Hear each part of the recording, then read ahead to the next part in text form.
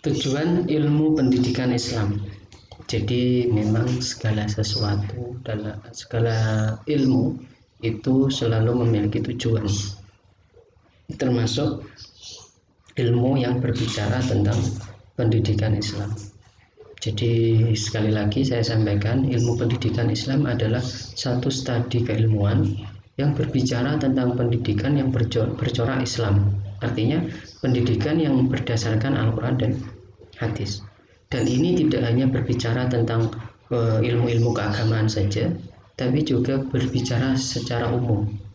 Semua jenis keilmuan, semua lingkup keilmuan itu bisa menjadi kajian pendidikan Islam ketika keilmuan tersebut memang dilandaskan kepada Al-Quran dan hadis. Maka di antara tujuan dari ilmu pendidikan Islam adalah yang pertama, melakukan pembuktian terhadap teori-teori kependidikan Islam yang merangkum aspirasi atau cita-cita Islam yang harus diikhtiarkan agar menjadi kenyataan. Artinya adanya pembuktian bahwa sejak awal turunnya Islam, sejak awal dibawanya Islam oleh Nabi Muhammad setelah diangkat menjadi Rasul, itu di situ ada proses kependidikan yang luas. Jadi ada banyak sekali metode bagaimana Nabi mengajarkan tentang keislaman, bagaimana Nabi mengajarkan tentang cara berekonomi, bagaimana cara berperang.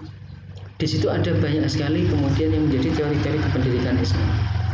Nah, di situ kemudian dirangkum, kemudian dijadikan satu teori dasar yang akan kita bicarakan di 12 pertemuan selanjutnya, yang itu kemudian ada istilah pembuktian. Jadi kalian ini belajar IP, kemudian nanti ketika kalian mengajar maka dipraktekkan. Oh, ternyata cara mendidik Nabi seperti ini, cara mendidik Khulafaur Rasyidin itu begini, dan kemudian diterapkan. Kemudian memberikan bahan-bahan informasi tentang pelaksanaan pendidikan dalam segala aspeknya bagi pengembangan ilmu pendidikan. Jadi ketika kalian mengajar, apalagi mengajar di lembaga yang memiliki identitas Islam, maka mau tidak mau kalian harus punya informasi tentang aspek-aspek pendidikan yang bercorak Islam. Maka ini dalam rangka ilmu pendidikan Islam ini dalam rangka memberikan kalian informasi. Semakin banyak informasi tentang pendidikan Islam yang kalian terima, maka kalian nanti tidak akan canggung ketika diminta untuk menerapkan pendidikan yang bercorak Islam. Jadi memang nanti sub pembahasan kita itu tidak jauh berbeda dengan pendidikan secara umum. Hanya saja di situ memang nanti melibatkan unsur-unsur Islam, di mana Islam ini diwakili dengan dasar ajaran di dalam Al-Quran dan hadis, menjadi korektor terhadap kekurangan teori-teori yang dipegangi oleh ilmu pendidikan Islam. Pertemuan antara teori dan praktek semakin dekat dan hubungan antara keduanya bersifat interaktif. Jadi ilmu pendidikan Islam ini perlu dikaji terus-menerus karena prinsip zaman yang selalu berkembang itu menuntut kita juga untuk mengembangkan keilmuan. Memang ajaran Islam, artinya yang ada di dalam Al-Quran dan hadis itu tidak mungkin bertambah. Ayat Al-Quran tidak mungkin bertambah, hadis tidak mungkin bertambah, karena memang Rasul yang menerima wahyu Allah, menerima firman Allah, kemudian yang memproduksi hadis, artinya ya saya menyebutnya memproduksi, itu sudah wafat, itu Nabi. Maka Al-Quran hadis yang tidak mungkin bertambah secara kuantitas ini dihadapkan pada perkembangan zaman yang selalu berkembang, maka perlu ada dialektika terus-menerus antara zaman dengan sumber ajaran Islam tadi, termasuk dalam hal pendidikan. Nah, IP ini dalam rangka mengkomunikasikan. Jadi terkadang ada teori yang sudah tidak relevan daerah pendidikan Islam, maka perlu ada teori baru. Maka kalian belajar IP ini juga dalam rangka melakukan koreksi terhadap teori-teori kependidikan yang sudah ada, atau mungkin mengkoreksi teori pendidikan yang ada sekarang. Jadi itu. Nah, kemudian ruang lingkup ilmu pendidikan Islam. Seperti yang saya sampaikan, sebenarnya dari segi subbab, subtema itu tidak jauh berbeda dengan pendidikan secara umum. Hanya saja bisa kalian lihat di situ ada unsur Islam.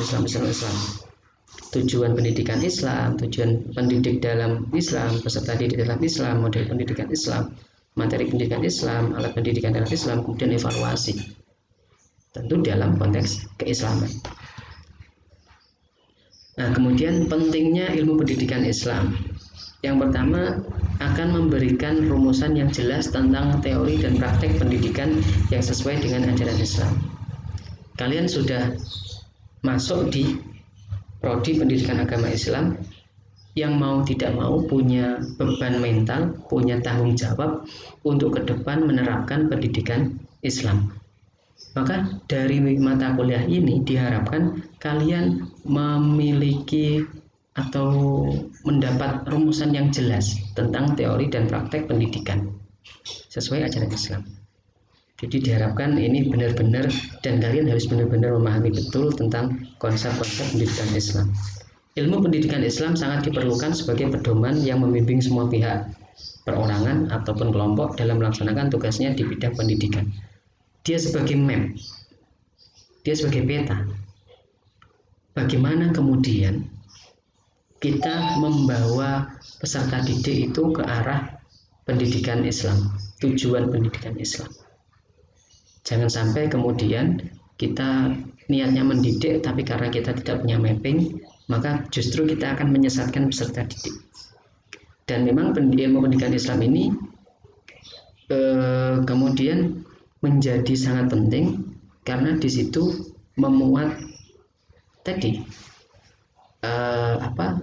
rambu-rambu arahan, kemudian cara pandang kita terhadap peserta didik, semisal cara pandang kita terhadap materi, termasuk cara pandang kita terhadap diri kita yang menyebut diri kita sebagai seorang pendidik.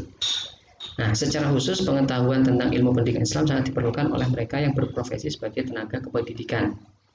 Memang ini lebih khusus ya, yang akan bersinggungan langsung itu kan kita, kalian juga, yang nanti ketika lulus akan bersinggungan dengan pendidikan Islam. Artinya mereka sebagai seorang tenaga pendidik dituntut untuk senantiasa menganalisis dan memecahkan masalah-masalah pendidikan yang dihadapinya. Seperti yang saya sampaikan, sumber ajaran Islam tidak pernah berkembang karena Nabi sudah wafat 14 abad yang lalu. Tapi zaman selalu berkembang. Maka sudah dipastikan selalu muncul masalah-masalah baru di dalam dunia pendidikan yang itu belum terjadi di era Nabi. Maka di sini kita sebagai seorang pendidik yang beridentitaskan Islam, maka mau tidak mau harus ikut andil dalam memecahkan masalah tersebut. Tentu menggunakan kacamata Islam. Maka belajar ilmu pendidikan Islam tidak hanya kemudian kalian menghafal tentang teori-teorinya, tapi bagaimana nanti ketika kalian terjun di dunia nyata sebagai seorang pendidik, kalian harus bisa menjadikan pendidikan Islam sebagai salah satu solusi pemecahan masalah di dalam pendidikan. Misal tentang degradasi moral, kemudian kurang perhatiannya para orang tua terhadap pendidikan agama. Itu kan menjadi tantangan-tantangan yang mau tidak mau kalian harus ikut andil di dalam menyelesaikan atau memberi solusi. Jadi ilmu pendidikan Islam tidak hanya bicara tentang kognitif saja. Kalian tidak hanya dituntut untuk paham tentang konsep, tapi tahu betul tentang bagaimana memecahkan masalah-masalah pendidikan yang akan kalian hadapi di kemudian hari. Saya kira itu untuk materi kali ini. Saya sadari masih banyak sekali kekurangan-kekurangan yang saya belum bisa sampaikan. Oleh sebab itu, masukan dan saran dari kalian sangat penting untuk ke depan saya bisa mengembangkan atau menyajikan materi yang lebih baik lagi. Kurang lebihnya saya mohon maaf. Jika ada yang kurang mohon ditambahi, jika ada yang lebih mohon dikurangi. Wallahul muwaffiq ila aqwamit thoriq. Wassalamualaikum warahmatullahi wabarakatuh.